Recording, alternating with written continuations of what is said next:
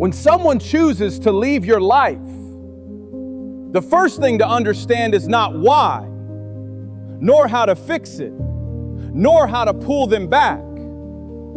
The first thing is to allow yourself to stay there, present with what you feel, without forcing strength, without disguising the pain, without pretending you have everything under control.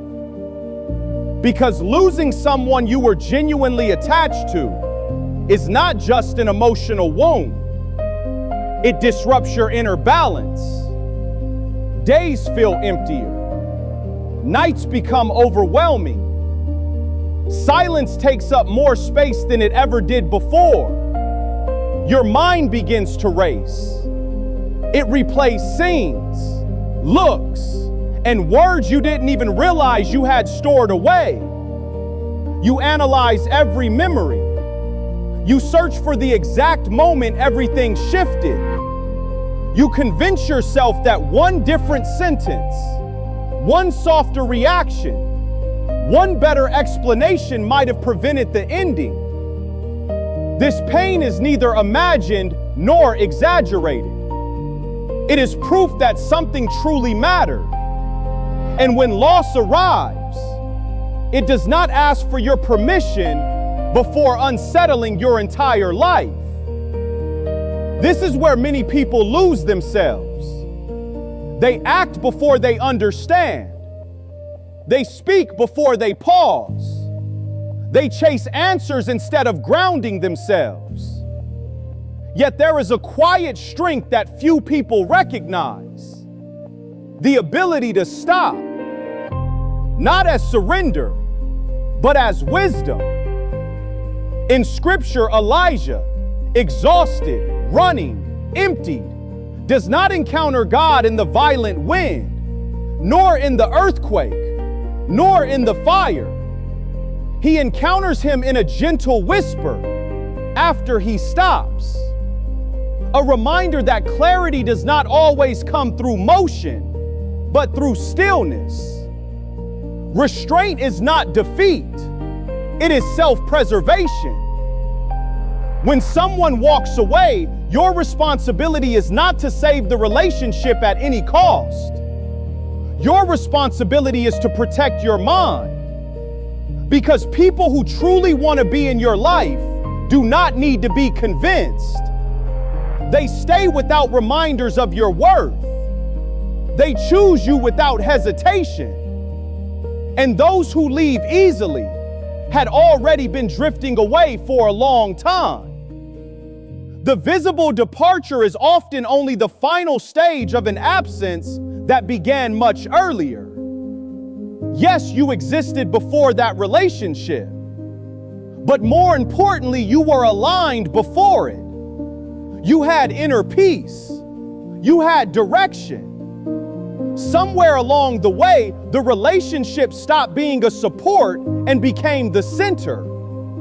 So when it disappeared, everything felt like it collapsed. But nothing was destroyed.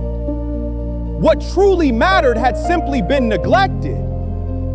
You didn't lose your life. You lost your axis. There is a hard truth to accept. Just because you imagine someone walking with you to the end does not mean they were meant to go that far. Some people are assigned to a season, even when you believe they were permanent. Sometimes a departure is not rejection, it is recalibration. Sometimes what feels like a tear is actually protection you could not yet understand. Remember Joseph, sold by his brothers, betrayed by those who should have protected him. He could have believed every closed door was a final injustice. But years later, he understood that what looked like loss was actually necessary movement toward his purpose. What left your life may not have abandoned you. It may have created the exact space your future required. Let me tell you a story. A man worked land he believed was useless. One section of the field refused to produce anything. He pushed harder. He increased his efforts. He exhausted himself trying to force growth where nothing responded. One day, a violent storm swept through that part of the land. The surface layer disappeared, revealing a rare stone buried beneath. That stone was worth far more than all the harvest he had tried to produce. What he called barrenness was actually hidden value. Many people mourn what left, not realizing that the collapse revealed their strength, their clarity, their calling, their future. Yet they remain stuck grieving what failed, instead of recognizing what has now been uncovered. That is why the question must change. Stop asking, why was this taken from me? And start asking, what is this opening up now? The first question anchors you to the past. The second aligns you with what comes next.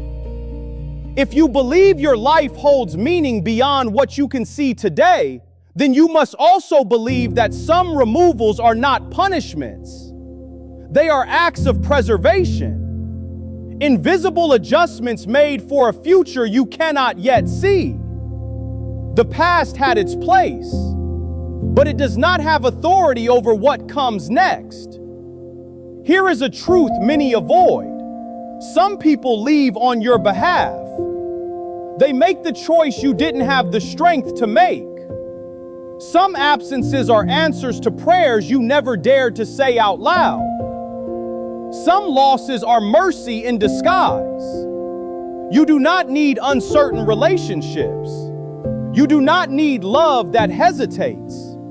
You do not need connections that require you to abandon yourself just to survive them. So let them leave without shrinking yourself.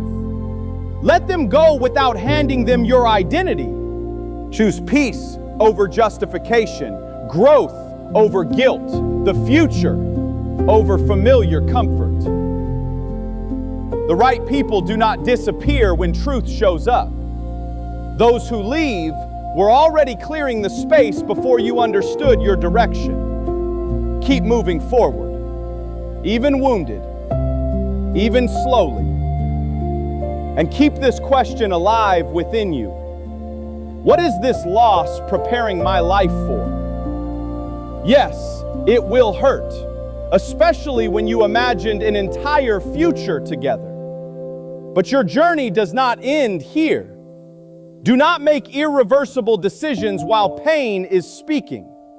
This moment does not define your worth. Remember, you are the main character of your story. Tragedy may be part of the plot, but the ending is still yours to write.